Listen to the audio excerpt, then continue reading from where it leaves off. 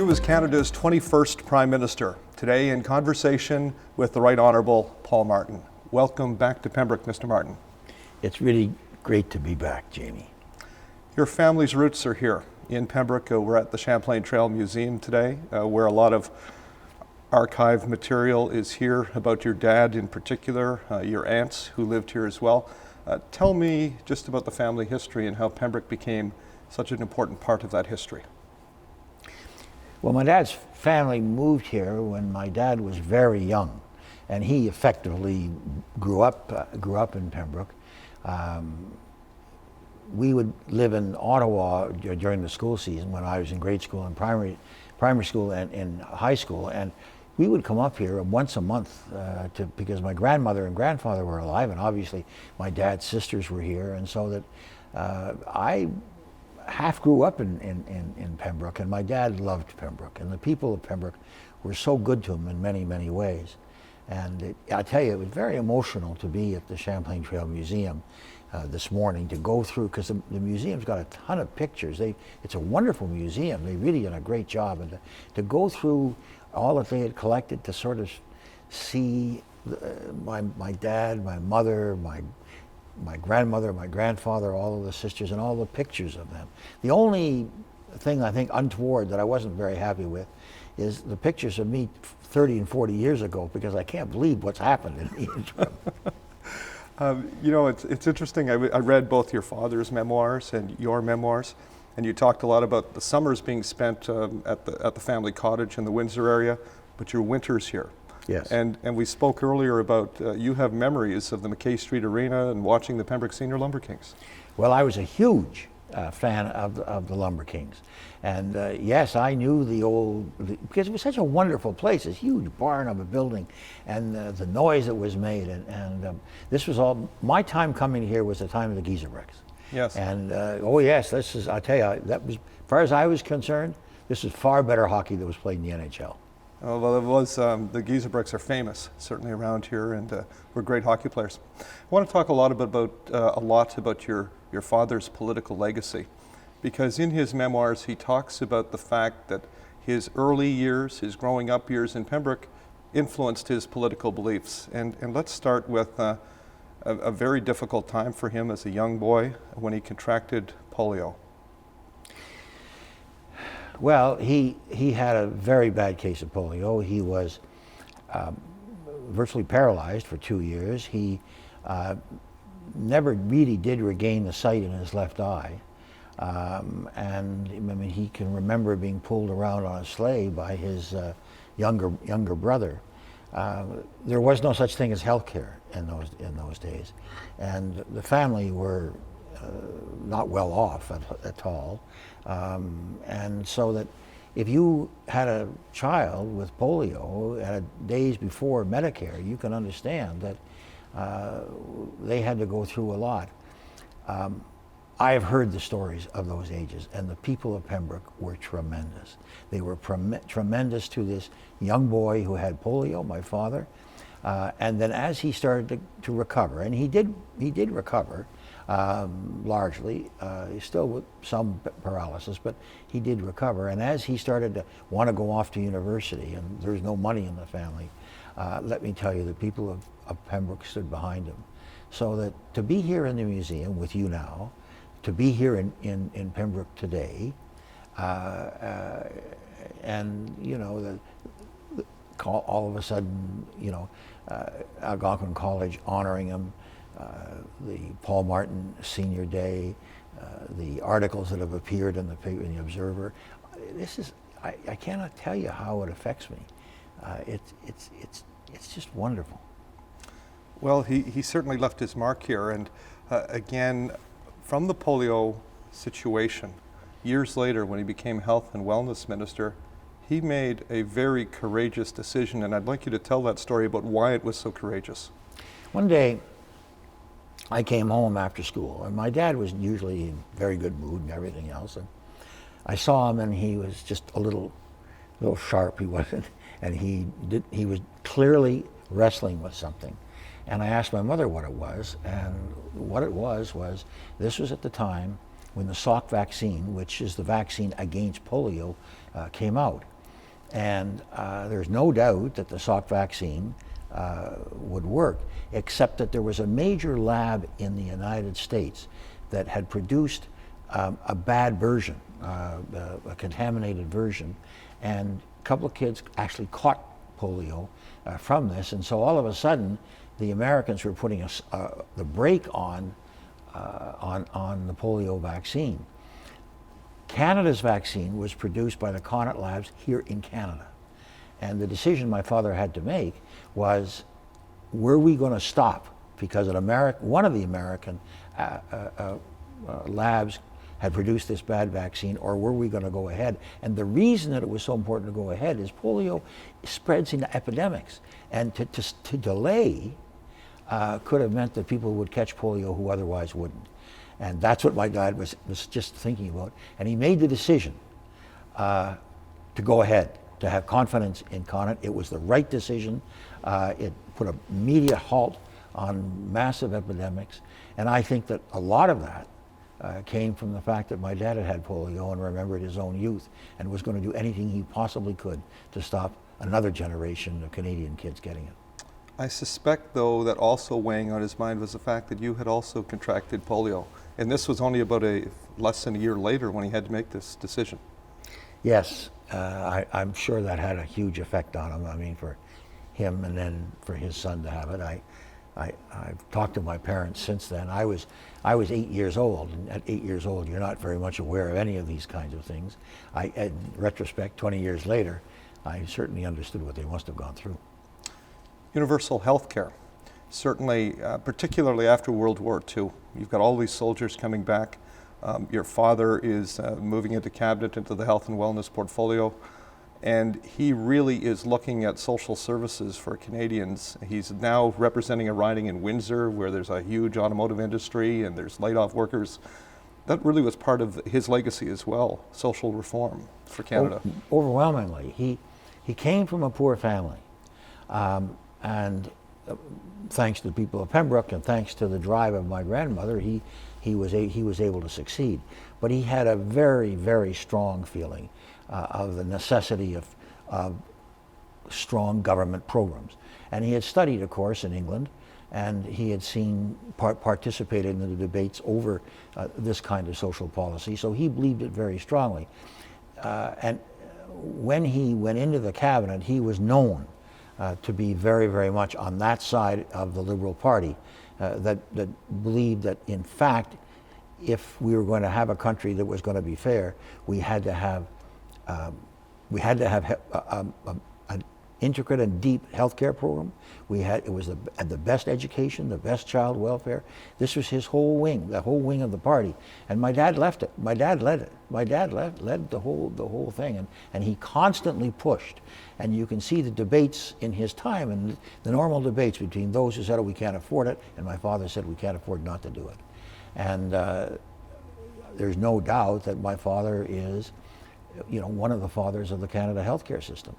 And I think that it's one of the things that he was the proudest of, and I'm certainly obviously very proud of my father, but there is no doubt that it was his drive to have a social program which really said that good health care, good education cannot be a privilege and cannot be left to the privileged few, that it's got to be available to everyone. It's interesting you bring that up because in 1937, one of his speeches from reading his memoirs was exactly that, encouraging, in fact, advocating the federal government to introduce scholarships, in his terms, for outstanding students whose families could not afford it. And he had help along the way. To me, I find it extraordinary because I know from reading his memoirs and yours that it was a low-income family, and yet your father attended St. Mike's Law School, Osgoode Hall, Harvard University, one of the most prestigious universities in the world, Cambridge University.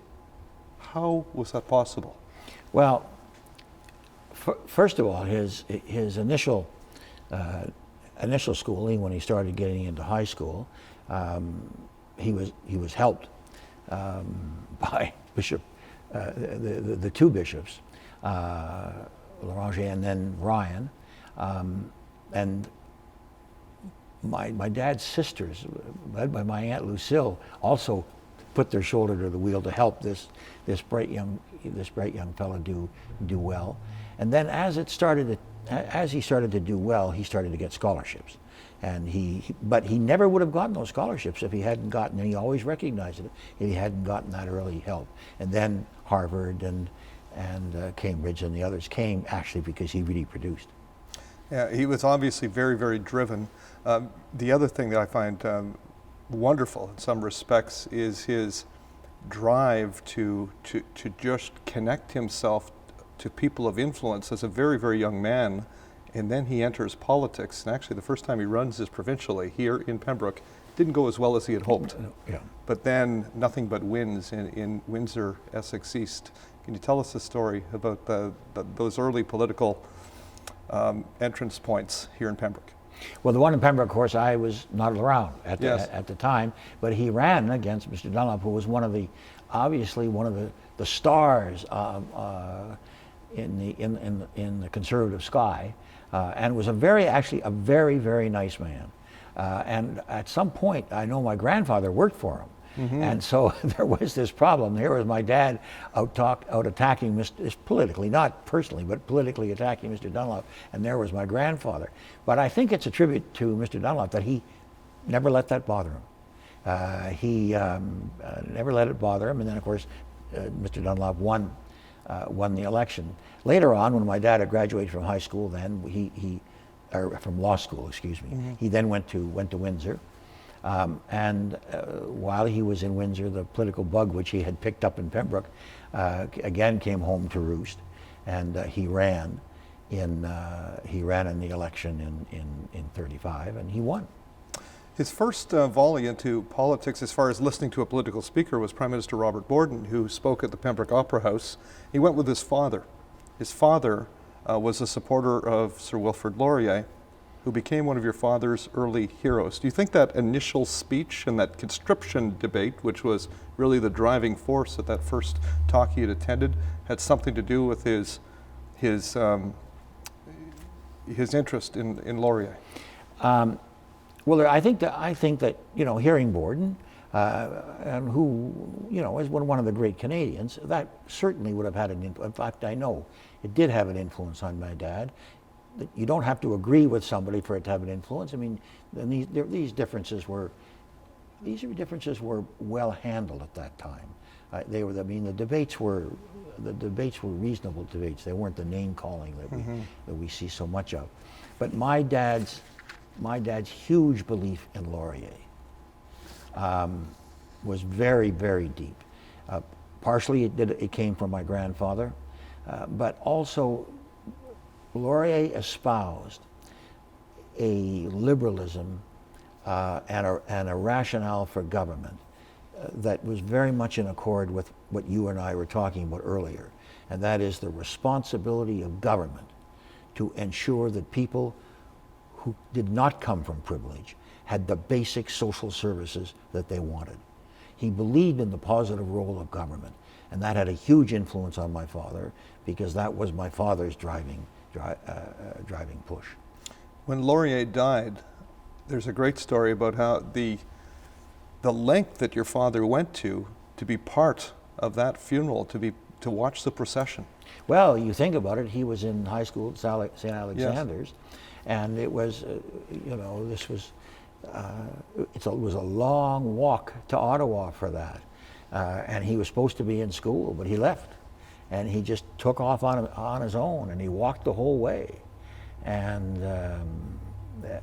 basically saw the funeral, and it had a huge impact on him seeing the funeral. But this was his hero, and my understanding is the story is that when he came back, the priest basically said, "Fine, I understand why you did it." Yeah, you're not going to be a priest anymore. You're going to be yes. in political office. That's your destiny. And he climbed a tree, he writes as well, yes, so he had a better viewpoint. Yes, he told me the story, and you think about it, my dad had polio, so you think climbing that yes. tree wasn't going to be easy. Amazing. He, once he became a senior cabinet minister in a number of prime ministers, he served under 4, he had a desire to be the Liberal leader. And 3 times He took that challenge. None of them worked out. And I saw a video clip of CBC's Front Page Challenge where they asked him the question. They said, "Why didn't you win?" And he simply stated, "I didn't get enough votes." What are your thoughts on his leadership bids? Well, we talked earlier about the whole development of social policy. And my dad was in the avant-garde of that in the country and in the Liberal Party. And the Liberal Party wasn't necessarily at one with him on that. This was the development of social policy. My dad and some others were leading it, and they were pushing very, very hard. And so there was sometimes the view, well, now wait a minute, can the country afford these social programs? Were we going to have them? And I think that the support that he might have got for leadership, because he was clearly one of the outstanding young members, probably was held back by people who were just a little bit more conservative in their approach. And I think that did. On the other hand, I've talked to him about it. I asked him, would you have done it any different? He said, no, I went into politics because he believed in really in two things, a very forward-looking social policy and a very active foreign policy for Canada. Those are the two things that drove him. And he said, I will never compromise what I believe to be my principles and what I want for any other reason. So I think that's what happened in the earlier years. And then as time went on, when, in the last race, the one against Mr. Trudeau, Mr. Trudeau was a much younger man. My father, by this time, was a much older man. And there are cycles in politics when the cycle switches, and I think that's what happened. Timing is everything. And you were heavily involved in the last campaign for your father. What was that experience like for you, and did it, in some ways, help you make the decision to enter politics? Well, of course, I'd grown up in politics. I always decided I was never going to do it. I really didn't have a lot of interest. It might have. My basic job was I was in university. I just left university, actually, but I was still very young. And so my role was to get the youth wing of the party behind my dad. We succeeded. We got a lot of them behind him, but the fact of the matter is there was this question of age. And but I was doing this for my father. It was not the politics, and I was doing it for my father, whom I loved and whom I think about all the time today. My political decision came much, much later. Did your father encourage you, discourage you, expect you to be a politician? He certainly discouraged me when I was young. I would every so often come along and say, hey, I think I might want to do this. I really wasn't serious. I wanted to go into business. I wanted to do something else. But so if he ever thought I was going to do it, he would discourage me. If he ever thought I wasn't going to do it, he would encourage me. And so when I decided ultimately to run, I was 48. He came, I ran against a sitting conservative in Montreal. And I think one of the reasons I won that election is my dad came and campaigned for me. And I always sort of thought, I think that half the people who voted for me thought that my dad was running. That's a great story. Moving forward, your father saw you get elected. He didn't see you become prime minister. But we know he must have been so proud. You had to have been thinking of him when you became prime minister. Yes. Yeah. I mean, there probably wasn't a day in my life, especially when I was actively involved in fighting for something, that I really believed that I didn't think about my dad, because that's what he did. You've called yourself a fiscal liberal conservative, but your father's legacy and what he believed in around social programs, even though you had a wonderful run as the finance minister of this country and balancing the books, you still wanted to protect his legacy and what he believed in as far as programming for Canadians. That's really a very important question. At the time that we had this massive deficit and I became the finance minister, my worry was that there was going to be a financial crisis, and if that financial crisis occurred, there would be a massive increase in interest rates. We would not be able to preserve our social programs. And I was very much my father's son on the social programs.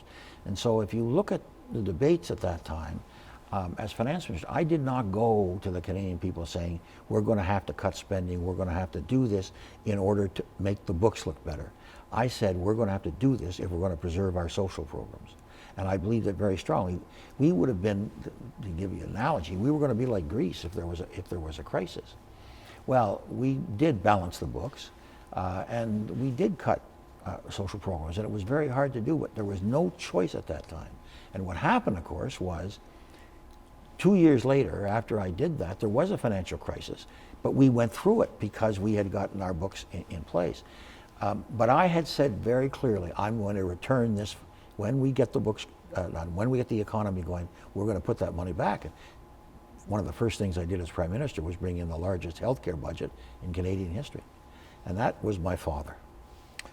International affairs was also very important to your dad through the League of Nations and then what became the United Nations. He was, this isn't probably a proper term, but might I call him a bulldog when it came to expanding the number of countries that were involved in the United Nations? When the United Nations was, first of all, my dad, you mentioned, had been at the League of Nations, which was the forerunner of the United Nations. It fell apart as World War II approached, and the powers were just not going to, international cooperation wasn't they were looking for.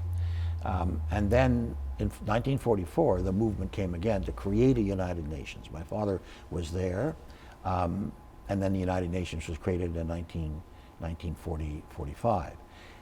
My father believed very strongly in the United Nations, the multilateral institutions, to basically make globalization work for you and me and everyone else.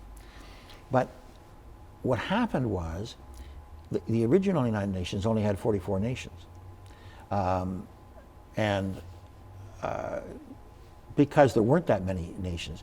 But in the immediate post-war years, an awful lot of former colonies in Africa, in Asia, there were a couple of Soviet Union countries who were set free. So all of a sudden there were a lot more nations. They started with 44, today they're at 193. But there was huge pressure from the major nations not to increase the size of the United Nations. And the reason being that they felt if all of these former colonies who are now independent nations come in, we're never going to be able to make a decision in the United Nations. And so there was an awful lot of opposition. My father didn't believe that. My father believed that the United Nations had to represent all of the nations or it wasn't going to work. And there were other people with him. So when he became the head of the Canadian delegation, he made that his goal, really to get the breakthrough and to get as many of these newer nations in as possible and then make it part of the ongoing process. And it did. He worked at it, and he did it. He got the United Nations, and there was a breakthrough of 16 nations. I was 16 years old at the time, and he took me to the United Nations at that point. I went actually down where I probably shouldn't have been, sitting in the National Assembly. There's a great picture of the two of you there. There is, and here he's here he is sitting there, and leader after leader stood up and congratulated my dad for that. And it was a wonderful thing, obviously, for his son. But it was, the United Nations would have failed. If you had basically kept all of these newer countries from coming in, well, then the United Nations would have reneged on its mandate. He had so many political triumphs, both domestically and internationally. What do you think is the most important part of his legacy? Well, you asked the question well. I mean, there is so much that he did. I think that I think if he were here, he might talk. I think he might be talking about the foreign policy, but I do think it's a social policy. I think the fact that he really was one of the leaders in Canada who said, decent education, decent health care, decent living conditions cannot be left only to those of privilege. They have got to be made available to everyone if we're going to build the kind of country that I think we can. And I will tell you something. He was absolutely right. He fought against a lot of established positions where this was not the right thing to do. But I can tell you, I mean, as a former finance minister, that you cannot build a country where there are some people who win through privilege, and others who just suffer because they don't have it. If your society is not progressing, and this is my dad speaking, if the generations who come behind do not see better lives for them and their children, then your country is not going to progress.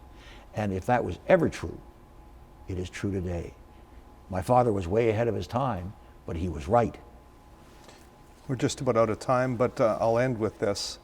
Algonquin College today, in your father's hometown of Pembroke, is providing your father, you'll accept it, an honorary degree posthumously. That's the first time that's ever happened. Your father did get honorary degrees from other institutions while he was alive. Does that make it more special? Oh yeah. You know, as a kid, I went with him when he would get some of those honorary degrees. I saw it happen. But that Algonquin College thought about this. This is 20 years later. I'd never been to a posthumous honorary degree ceremony in my life, and this will be the first. But what really, that Algonquin College is doing this 20 years later in the year of our 300 or 150th anniversary, the anniversary of Algonquin College too, the 50th year. I can't tell you how much it touches me. Algonquin College remembered, and I'll certainly never forget Algonquin College. I think we'll close with a quote from your dad. And he said this when there was a Paul Martin Senior Day many, many years ago. He came back from his Windsor riding, and it's being replicated here in 2017 by the city of Pembroke. And he said, "I return to Pembroke always with the same feeling that I am coming home. I leave always with the same reluctance." I don't think that we could have ended this interview in any better way with that line from your dad so many years ago. I'm going to be speaking this afternoon. I'm going to end my speech with that. That's great. Mr. Martin, thank you for coming back to Pembroke. Thank you for taking the time to talk to us about your father and also your political success as Canada's Prime Minister. Thank you for giving me the opportunity. Thank you very much, sir. Okay. Canada's 21st Prime Minister, the Right Honourable Paul Martin, in conversation. Thanks for watching. We'll see you next time.